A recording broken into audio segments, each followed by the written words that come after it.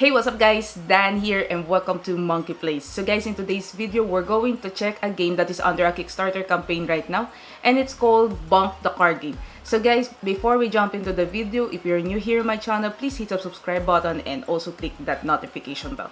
And also guys, this video is not sponsored by Bonc Games, but they sent me this prototype to test this game out and give my final thoughts regarding to the gameplay and kung ano pa yung pwedeng makita sa game na ito. So guys, if you're ready and I'm ready, so tara, game!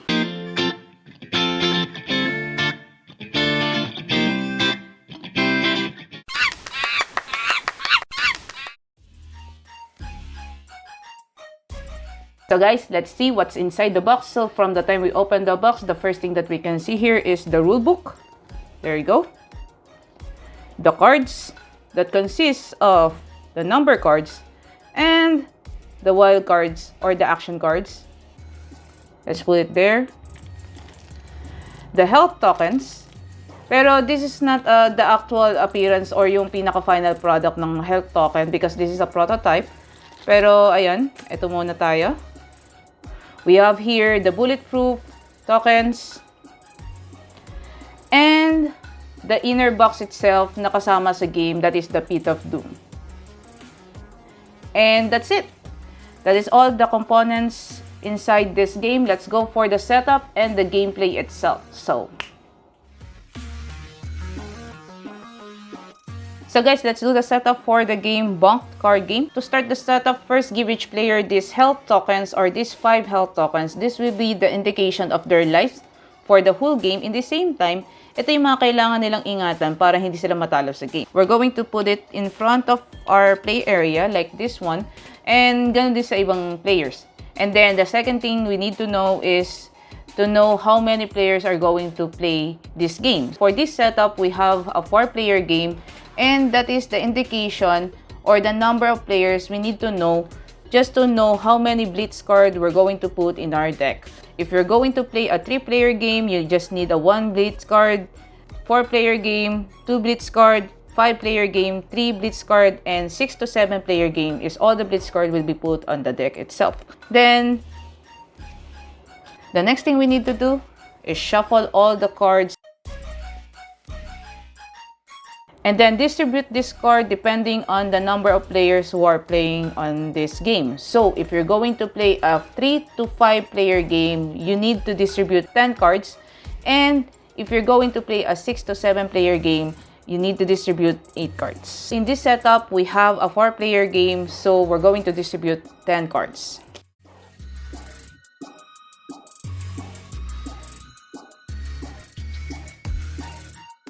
From the time you finish giving all the cards to all the players, the remaining deck of cards will be put at the center of the table where everyone can see it, in the same time can reach it. And the same time, you're going to put this bulletproof token on this area. And lastly, we're going to put this Pit of Doom box at the center of the table. There you go.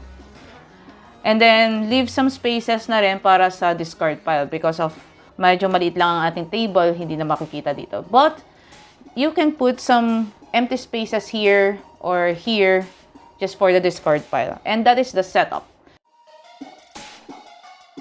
Bonc card game is a party game where you're trying to eliminate all the lives of the other players or your friends and put all their lives to the Pit of Doom. So, how the game works. To start the game, first, the active player or the first player needs to play 1 card from his or her hand. It's either a number card or a wild card. Pero let's stick muna sa number card natin. So, after niya mag-play ng isang number card, his or her turn ends and then the next player going to play a number card or a wild card. And then, tapos na rin yung turn niya, then the other player we're going to play a number card again, and so on and so forth. So, remember that your objective to this game is to eliminate all the lives of the other player and put it to the Pit of Doom. So, you need to bonk them. So, how to bonk? There are 2 different ways of bonking other players in this game. The first way is to match the number in play on this table and you need to shout the word bonk. So, for example, this one, we have here number 8 and I have a number 8 card here. So, I need to shout the word bonk. and he or she loses his life. And mapupunta lang siya sa pit of doom. The next one is you can also use wild card. So for the wild cards, we have different kinds of wild cards here. And let's start with the Bonc card. The Bonc card is you can use this card to bonk other players, to lose their lives and put it on the pit of doom. The next one we have here is the Blitz. The Blitz card is everyone lose their lives except you. So it's like a big explosion, then the other player will going to lose one life and ikaw, chill-chill ka lang kasi hindi ka naman mababawasan. Then, we have here the Bandage. So you can get your life back and magkakaroon ka ulit ng 5 lives or 4 lives. Depende na lang kung ilan na lang yung matitirang lives sa'yo. Basta may babalik. We have here the Borrowed Time. Isa sa mga favorite ko. Because you're going to steal a life from other player. The Backstabber. You're going to bonk the other player after you. The Block card, where you're going to block the action or the wild card from other players. And you're going to draw one card from the deck and put it on your hand. And lastly, we have here the Bulletproof wild card, where you will be given an immunity for 2 rounds. So, for first round, you're going to put this Bulletproof token in number 1. Then, you're going to twist it into number 2. And after ng 2 rounds, babalik mo lang siya dito and tapos na yung immunity mo. Then, yung other player, pwede na sila magbaba ng mga number cards ulit or wild cards ulit. Then, kapag all your cards is in the discard pile, you're going to reshuffle it again. And then, deal the cards, depende na lang sa dami ng player na natitira. So, ayan. Then, the game continues.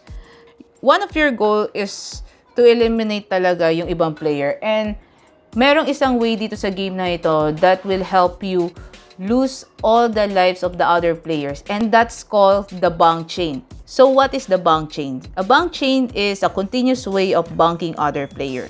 So, for example, I play a number 8 card on this area. And then the next player will going to play a number 8. And then, magsha-shout siya syempre ng bonk. I'm going to lose my life. And yung katabi niya is meron ding number 8. So, maglulus naman siya ng 2 life. And then, kaswerte-swertihan, yung kasunod niyang katabi ay meron ding number 8. So, maglulus naman siya ng 3 life and so on and so forth.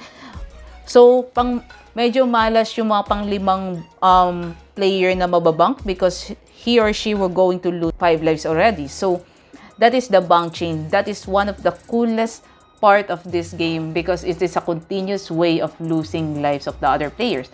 Then, the game continues until one player will going to be the last man standing or the last one who are still alive to this game. So guys, that is Bonc the card game. So great. So guys, that is Bonc card game. So let's give our final thoughts, our final stunts regarding to this game, and let's start with the artwork. For the artwork of this game, you will see on this box na parang merong mga naka-drawing na parang isang graffiti design or parang mga signage sa isang bar. And if you're going to look at the game name, you will see the font na parang isang signage or neon light signage na nakikita natin sa mga party bars or basta kung saan yung mga nakikita yung mga ganong klaseng signage.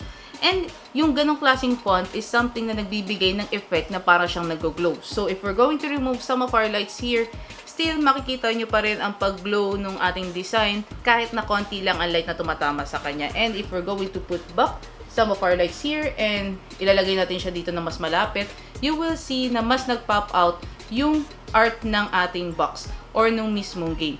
So, speaking of this kind of art, makikita mo rin siya sa mismong card and nandun pa rin yung klase ng artwork na parang isang neon light effect. And makikita natin dito na mas nag-glow siya pag mas malapit siya sa light. And at the back, we can see this black na design or black na background with some of the drawings na naka-black font din and the name of the game that is in a white font. So, siguro dapat nilagyan nila ng konting highlight yung mismong name ng game para mas nag-pop out siya. And the same time, mas mapansin and lumabas pa rin yung artwork na nanggaling din doon sa box. And speaking of the box, I really love the idea that they use the inner box or yung isang parte ng box to be part of the game. That is the Pit of Doom. So, if we're going to look closely at the box, we will see that the whole box is covered with the name Pit of Doom, Pit of Doom, and then pati sa inner side ng ating box, we will see the word Pit of Doom, and then in the middle part. So, siguro isang bagay lang na mas maganda sana is that hindi na nila pinuno ng Pit of Doom yung name ng box, but they put some designs that will still carry the design of the game itself. And they put some 3D effect of the wording or the fonting ng Pit of Doom para mas nag-pop out yung mismong name. So, that is something na makakakuha ng mas maraming attention. Yung design ng game as a whole is a good thing para maka-attract ng mga younger players. In the same time, it also attracts the older players. So guys, let's go to the game itself and let's start with the rules. For the rules, I really love the idea that it's easy to understand and you can follow the step-by-step setup and gameplay for this game. And also, I really love the idea that there's a big resemblance of the game Uno card to the Bonc card game. If we're going to look closely at the rules, you will recognize na para siyang isang malaking Uno card lang. But the twist came from the wild cards. The wild cards is something na kakaiba. And that is the thing na isa pa sa mga nagustuhan ko sa game na to. The wild cards can be used for defend, attack, to bank other player, to get some life, and so on. So, this kind of wild cards will help you strategize more and to think kung paano yung gagawin mo move. And lastly, ang isa sa mga gusto ko pa sa game na to is the Bonc chain or the continuous way of losing lives ng other players or possible ikaw as a player.